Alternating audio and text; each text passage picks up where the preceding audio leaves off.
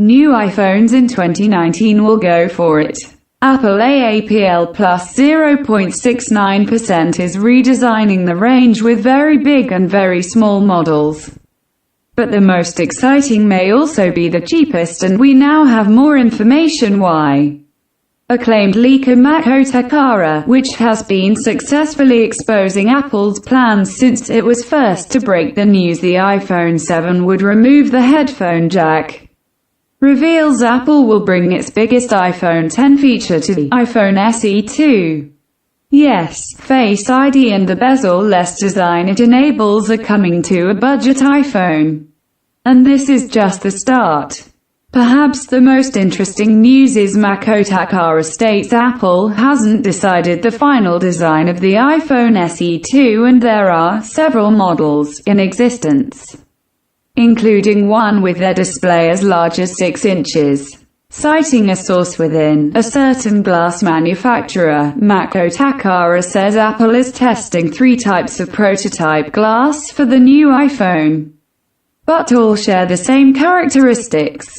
No Touch ID holes and their upper portion are cut into the shape of true depth cameras, aka the notch.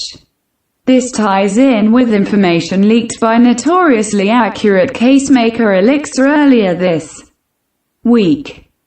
Mako Takara points out the downside to this ambitious iPhone SE successor is Apple won't be ready to release it until the latter half of Q3.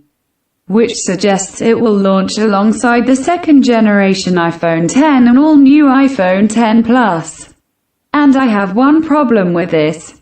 My concern is leaks are blending the iPhone SE 2 and a budget version of the iPhone 10, a so-called iPhone 10 into the same device. My sources tell me these are in fact 2 separate iPhones, with Apple planning to release the iPhone SE 2 as early as next month in a 4-inch body almost identical to the original iPhone SE. While the iPhone 10 SE, unlikely to be the final name, will be a 6-inch budget-friendly iPhone 10 that launches alongside the aforementioned Gen 2 iPhone 10 and new iPhone 10 Plus. Either way, however, what is clear is Apple's stepping up its game. Long gone are the iPhone 6-derived designs and the iPhone 10 was just a test for the bigger plans of 2018.